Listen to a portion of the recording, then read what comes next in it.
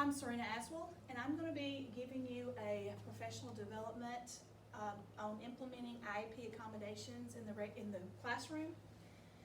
So let's begin by looking at, first of all, what the difference between accommodations and modifications are, because some teachers actually are not sure what the difference between these two are. So we have accommodations that actually change how the student is learning the material. But a modification is actually going to change what the student is learning. So that maybe they're learning a goal or below actually what the other students are learning. Maybe they're learning a standard that's going to be a step down from actually what the other ones are, but you're still on that same step there. Some examples of accommodations would be using an audio version of a book, extended time, or if some of them need to use a keyboard or some type of laptop instead of physically writing. A modification is going to be making the assignment shorter or making a reading assignment easier, bringing it down to their level. When you're looking at those accommodation pages that you have in front of you, there are several pages. One page is the first page starts off with presentation accommodations. Then you're going to have response accommodations, timing and scheduling, and your setting considerations. Let's look at what presentation accommodations actually are. Presentation accommodations are allowing the student to access tests or your classroom material in different ways that don't require them to actually read the print. Response accommodations is going to allow the student to complete the assignments and activities in different ways. Then your timing and scheduling is actually going to change the allowable time that they have to complete the test or the class material. And then your setting is allowing the student to take a test or complete their work in a different location, or maybe you need to change your classroom setting for them. Let's start by looking at just the presentation accommodations first. On your paper you have certain things that are highlighted. Those are the only ones that we're going to pay close attention to because those are the ones that we are going to deal with mostly in our school setting. So the first one that you have is the read aloud, which is either going to be text to speech or human read aloud. Text to speech is used when the student is able to use headphones or they're just listening to someone read it to them. You may use a computer, Google Docs. You can scan your test into Google Docs. Google Docs is allowed to read them to them if they have the read aloud. Google Classroom has a setting where it will read their material to them. You can go to YouTube and find different types of books that you're actually reading in your classroom, and they can use that audio to listen to the books that you're actually reading. Human read aloud is exactly what it is. It's a human reading aloud. Do not ever let a student read a test to another student. Your validity is not going to be very accurate. So when you're having a test, you want the teacher or a parent to read the test to them. Class material, sure, pair them up with a buddy. Let them read the material with them. That would be great. Then you go down to the next one, which is modifying tests or assignments.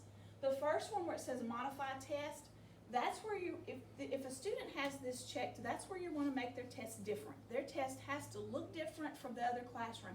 You can be testing them on the same thing, but their test needs to be different. Where it's not going to be different is where it says modify assignments as needed. You can give them the regular test, but you're going to modify that test. Change that test up. You can give them right down here where it says multiple choice, limit the amount of work required. You can do that. Limit the amount of questions that they have on that test. You can shorten their test. But not only their test can you do that to, but you can also do it to their homework assignments or their classroom assignments. Just remember, we want those students to be successful. So you want to modify it to where they feel successful when they've completed it. If you keep going down in here, we have modify, model, repeat directions. Sometimes a student may not understand what the directions is trying to tell them. Model it with the first question. Or you can reword it. Put it to where they actually understand it. Put it on their level to where they know what they're supposed to be doing. If you keep going down where it says alter the format of materials on the page, highlight the type or the spacing, Sometimes students may need you to take and maybe make the type a little bit bigger. Maybe they have, and it may not be a visual person that's having that has the problem. You want to make sure that any student, even an ADHD student, may need it just a little bit bigger. The spacing, make sure that the spacing between the words, you may have to put more than one space so they can actually know the difference between the words. If you keep going down, you have limited multiple choice. We talked about that on modifying their assignments. Providing a word bank. If you have a test that's got a fill in the blank, and this is checked on there, provide them with a word bank. And a word bank is not putting it on the board and telling them, here it is. You need to put it to where they can actually see the word bank here, and here's their paper, or put it on the paper with them. When they have to look up and back down, it's not, their coordination sometimes is off, and that's why they need it right here, so they can see this, and it's right there, and they're not looking up and down. They lose their place, forget what number they're on. So try to use your word bank in that way. And then multiple choice spelling words are shortened spelling test. Shortened spelling test, if a teacher is giving 20 words, shorten their spelling test to 15 or to 10. And you can even make those words different if you need to, okay? And we want to also, you can give it in a multiple choice way. I've had teachers tell me that I want them to see if they can spell it. That's fine. Give it to them like that and see how well they can spell it. But then go back, give it to them in a multiple choice and see which way can they actually do better. Okay, if you go on to your next page, we are still on presentation accommodations. And the first one that you see highlighted here is FM system. We're underneath the communication assistants. FM system are for students who not necessarily are hearing impaired, but you have students that are actually, let's say we have a student that's ADD, ADHD. FM system is where a teacher is wearing the microphone around their neck and there is a speaker in the classroom. Make sure that student that needs this is sitting close to that speaker. So when the teacher's talking, they're hearing the teacher and they're not, and all the other noise around them is kind of tuned out. So it's very important for these students, if they have this checked, to make sure that you're sitting them close to that speaker so they can be more attentive to what's going on with what the teacher's trying to tell you. Then if you keep going down, we have a computer word processor. We do have a student in this classroom that uses, in this school, that uses a computer in the class. He types his notes up or any kind of assignment that he has, he types it in there, and he can type it in his Google Docs, send it to the teacher that way, or he can type it in his Google Docs and print it out. So this is a way, and we're going to use this most of the time for students whose handwriting is just very unreadable. And so we have some students like that in elementary that may eventually have to have one because their handwriting, even working with them on their handwriting, it's still a chore sometimes to read it. Underneath there we have a touchscreen monitor. Now we're going to use most of these a lot of times for a student that may be visually impaired, because moving a mouse and being able to see that mouse on the screen, it's very difficult for them to be able to see it. So touchscreen monitors for them works very well.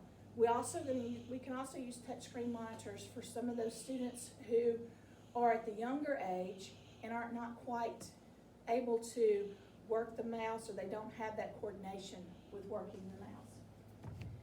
Then we're going to go down to the next one, is communication assistant related to hearing loss. I'm going to also talk about a hearing device at the same time. Those are students that are actually, like it says, you have a hearing device, so they're going to be hearing impaired. And we have one student that we have ordered a little device that hooks to her hearing aid that she has, and then the teacher wears a mic, so that way she's hearing exactly what the teacher is saying in a little bit louder tone, and she can tune out the rest of what's going on in the classroom. So the student that has this checked is going to have some type of device that's going to allow them to focus on what's going on and are hearing impaired. Then we have some other presentation accommodations. We have a highlighter tool or a highlighter. You're gonna see this a lot on statewide tests too, or anything that they do with a laptop where they're able to go in and highlight. This is good for students who need to be able to highlight important information. If you need to do it for them, go ahead and highlight ahead of time. Highlight those important words that you're gonna go over. You may highlight the main ideas, whatever is important. Highlight that for them if you need to, or give them the highlighter and let them be able to use that. A lot of students that even aren't in special ed use this, which is fine, but sometimes the teacher needs to do this for them. Then you have magnification or enlargement device. This is mostly for your vision impaired students, and they're gonna need to be able to use some kind of magnifier or something that's gonna make the material a little bit larger, especially if you don't have the material enlarged for them already. Which gets us down to, I'm skipping one, but down to the large print. If you have a student that's visually impaired, they're gonna need large print. So whatever you print it off on a larger piece of paper. We have some, so we wanna use the larger print. Even a paper that you have, you may have to put it on 2 pieces of paper and break it down to get it big enough for them to be able to see. I'm gonna go back up to redirect student to the test, and some people say that, oh, I do that all the time. Yes, you do, but when you have a student that's ADD or ADHD or even autistic, you have a lot of those that get off task very easily. And instead of constantly saying, he never pays attention to his test, he's never on track, just go by and just tap the desk, touch the student gently, on his shoulder and say, you're doing good, make sure that you get everything right. But do it in a very discreet manner to where it doesn't make them stand out. You may want to have something set ahead of time that lets them know that you're putting them back on track. Okay, let's go to the next page. All right, on this page, what we have here is some the last of the presentation accommodations, where it says change background, font, or colors. You might want to run a student's paper off in a different color. Most of the time you'll know what color works best for them because the special ed teacher will let you know. So, and you may need to change the font. Kindergarten or elementary students have a hard time distinguishing the letter A if you use the font where the A looks like an upside down G. So we want to make sure that we use a font that you know that student's going to be able to read and understand. Also, let's keep going, color reading filters. A color reading filter is a colored transparency type sheet that a student can put over the top of what they're reading and be able to actually understand or read better what he has. I've had a student tell me that the words on the letters on the page are moving. You give him a color reading filter that he can actually use and read through and put it down in front of him, and they stop moving and he can actually read the words. So that's what we're going to use. We can use these for. Then we're going to provide a study guide or an outline.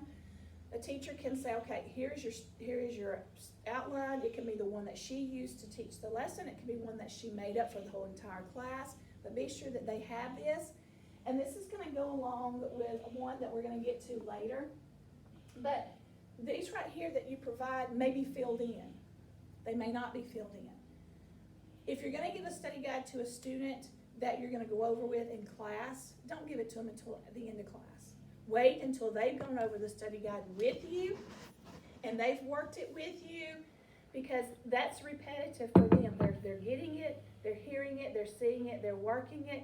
But then you're going to give them one that's filled in that says, okay, here are the correct answers. Take this home to your mom or whoever works with you, so they will have the right answers, or they can read it, because sometimes the parents cannot read their child's handwriting. All right, down here we have using a textbook, workbooks, or worksheets that are a modified reading level. What this is where if you have a student in the 6th grade who's reading at a 3rd grade, you might want to modify his read. There's some websites that you can use that actually will take the the text and modify it down for them a little bit, or to summarize paragraphs for them. Or you may want to give them something totally different to read that's more on their level. All right, provide a daily assignment list. Student walks in your classroom and says, and you say here, okay, these are the assignments that you have to get done today. This must be done today. Here is your list. Okay? They know exactly. Be sure you put them in order that you want them done. So that way, at the end of the period, and you say, well, you didn't get this done, and this is what we had to do first, but you had it last, that's what they're going to do last. Put it in order so they know what they have to get done first. And then you have providing a homework list. This kind of seems like you say, okay, well, this child's in high school, why should they need a homework list? It doesn't have to be anything hard, okay? Write down Monday, Tuesday, send it in an email, send their parents an email, let them know this is what we have for homework this week, this is what is expected to be turned in. So, here it is. Here's what you have. This is due this day, this is due this day. It doesn't have to be real elaborate, but they need that homework list so they know what they have to get done. Test procedures. When you're given a test, be sure that you go over how you want that test completed, or what you want it, where you want when you're finished with your test. This is what you're supposed to do with it when you're finished. If you have a question, raise your hand, or maybe you have some other way that you have for students to be able to ask a question, or if they're having problems, maybe you've got some kind of signal or something in your classroom. But you need to go over those testing procedures so that student knows exactly what they're supposed to do if they have a problem or when they're finished with their test. Then we have simplified test wording. You've got a student that's not on that grade level and they don't understand it, you may need to simplify it. You may need to write it down differently, or at least go sit by them and explain what they're supposed to be doing. But you got to simplify the wording of it. Utilize audio and recorded text. We went over that with text to speech, but YouTube has as I said before, has those text on there, or if you can get the audio version of a text, utilize those. Even students that are at that reading level, their comprehension still may not be where it needs to be. So utilize, sometimes when they're listening to it, they can comprehend more than when they're reading it. So be sure that you use those. All right, next page, we're going to go to the response accommodations. And the response accommodations, what we use a lot is the scribing or utilize oral responses. So when a student is actually, when they write it down, you don't understand what they're writing. So if you want to utilize where you can actually scribe it for them, write it down for them, that's fine. If this is checked on there, then yes, please do use it. If you want to have them write it first, and then go back and say, okay, I need you to tell me what this says, and I will write down, exactly what you said. That gives them a chance to try to at least put what they've said in their own words. But don't wait until the next day to do that, because they're going to forget what they wrote. So if you want to use the scribing, either do it as they tell it to you, or you can have them write it down, go back, and ask them what they wrote. But you need to do it exactly when they turn it in, or just as soon as you have time to do it right in that class period. Going down here, we have computation devices, calculators, multiplication charts, hundreds charts, number lines, and then you also have manipulatives or the abacus. Calculators, if a student doesn't have a calculator check, please don't let them use a calculator unless it's normal in your class for them to do so. High school, they normally use a calculator, and that's fine. But in the lower grades, if they don't have a calculator checked, and this is something that they do not need a calculator for, don't give them a calculator to use it, even if they tell you they're in special ed. Because not all kids in special ed need a calculator. Some of them do not have math calculation as one of their weaknesses. So if it's not checked, don't give it to them. But calculators are for those students that actually do have problems with math calculations, haven't been able to find the answer in their mind, especially multiplication. You're going to find this. Most of the time, kids do not start using a calculator until about the 4th or 5th grade. We try to hold off until then, so they have that chance to learn their facts before that time. Hundreds charts, multiplication charts. Give them a copy of and make sure it's big enough. We don't want it small. Make sure it's big enough. You can put a hundreds chart on one side, multiplication chart on the other. But they need to know how to use it. So you need to be sure that you, especially multiplication chart, they need to know, find this number and then this number, and you can go and beat your finger, or if you have a way to show them how to use it, that's fine. but be sure that they know exactly how they're supposed to use that device. Instead of using a number line, a lot of times I have found that using a ruler works really well. It goes up to 12, so if you're teaching facts up to 10, they've got it covered. So a number line, and if you want to use a ruler, that works really well. Then we have a Braille note taker and slant board. A lot of these are going to be used for students who are visually impaired. Let me do a slant board first. A slant board is going to look kind of like a miniature podium, just the top part of it where it sits on their desk, and it slants the paper, so it brings the top part of that paper or that paper up closer to them, and they're able to see it a little bit better. Now the Braille note taker, this is something that a student can use that actually is not like a brailler, but they can type into it and then it will print out what they've actually typed, so you can read it. So they'll type on it or put in what you're saying or what they want to say exactly if they're doing a paragraph, and then they can actually print it out to where it will print out in English, and actually with words, I should say, with words to where you can read it. Okay, still in response accommodations, we have planners, organizers, and then we have adapted grip pencil grips. And we have a lot of students in elementary. I'm going to do adapted pencil grips first that use those adapted pencil grips. So these are students that actually also have OT. And they have these pencil grips on there to help them hold their pencil right so they can their handwriting will become better. Because you have students who do not hold the pencil right, so therefore their writing may be too big or too little, or it's kind of jumbled up. So we're going to use these pencil grips to help them be able to hold their pencil correctly and hopefully form their letters where they're actually readable. I'm going to go back up though to the planners and organizers. You have some students that need these, because if you open a backpack up, sometimes it looks like somebody threw up a bunch of loose leaf paper. So what you're going to do is they need these organizers to help them, even if it's a big binder and you put something, they have something just for the week in there, or this is what we're doing this week. A calendar, something that's going to help them be organized and be able to get their work done more efficiently. Going down here to down toward the bottom has rephrased test questions. We kind of went over a test study guide earlier, but not every teacher gives a test study guide. So if you don't give one, be sure that if a student has this checked, that you give them some kind of study guide, even if they do it by themselves, bring it back to you, and then you give them the answers to it. But rephrasing a test question. When you rephrase a test question, it's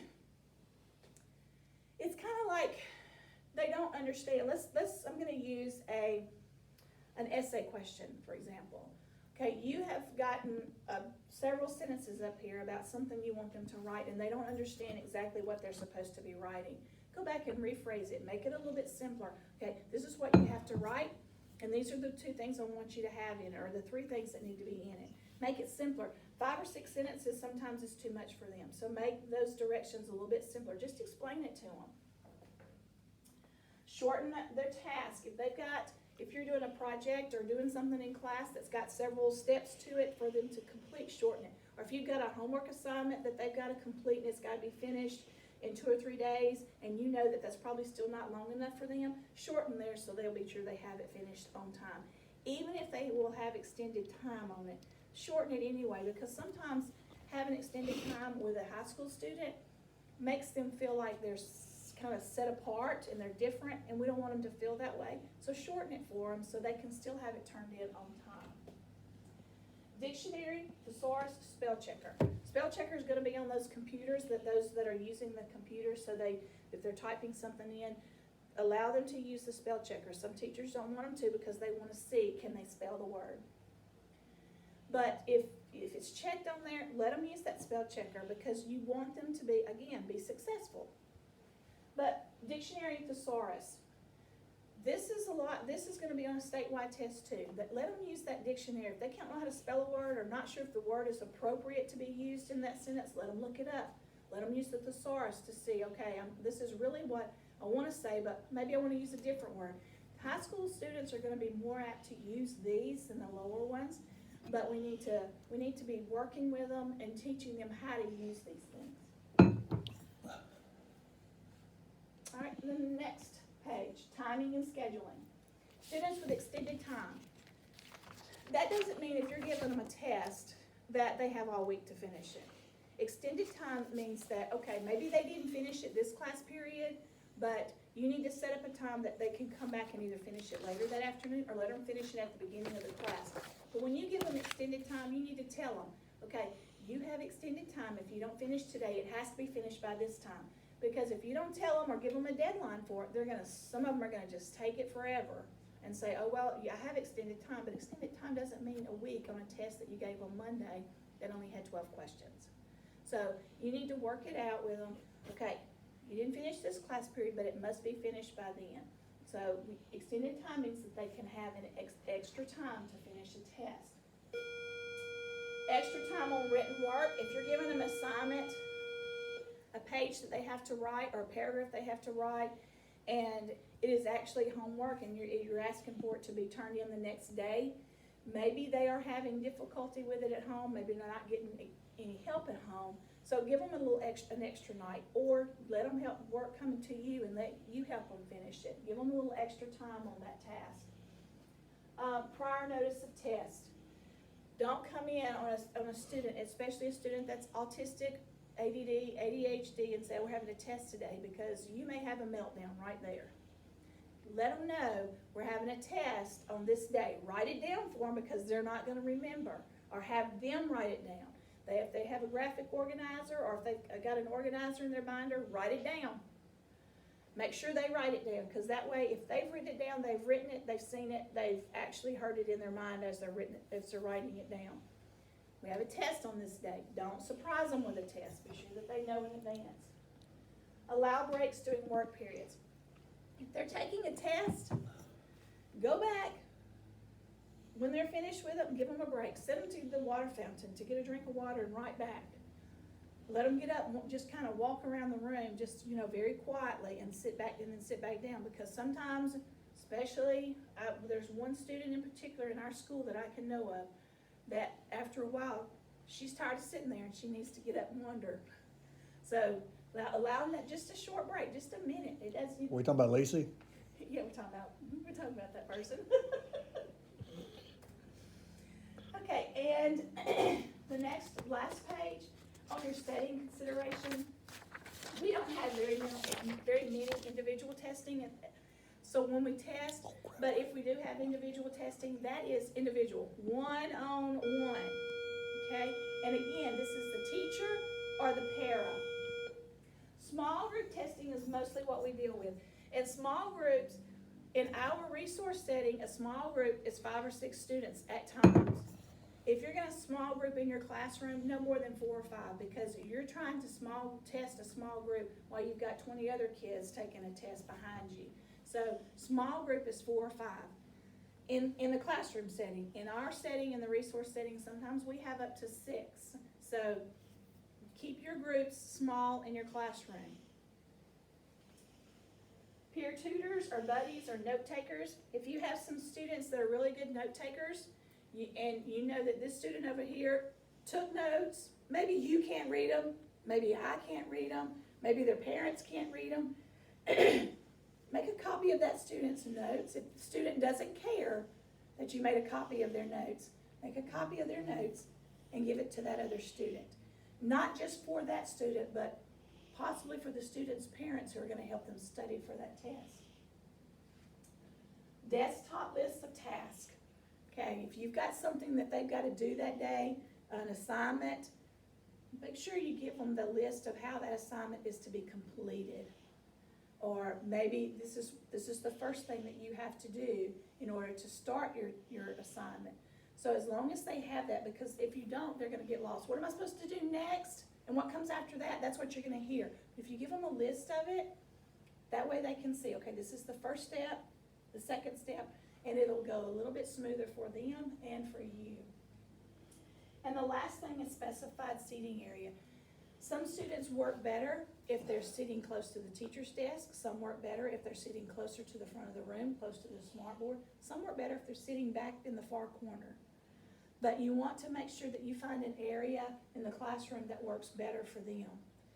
If they don't have this check, then they're fine, wherever you put them in the classroom. Okay? Are there any questions or comments? Okay? And then here are my resources that I used to put together my PowerPoint. Thank you very much.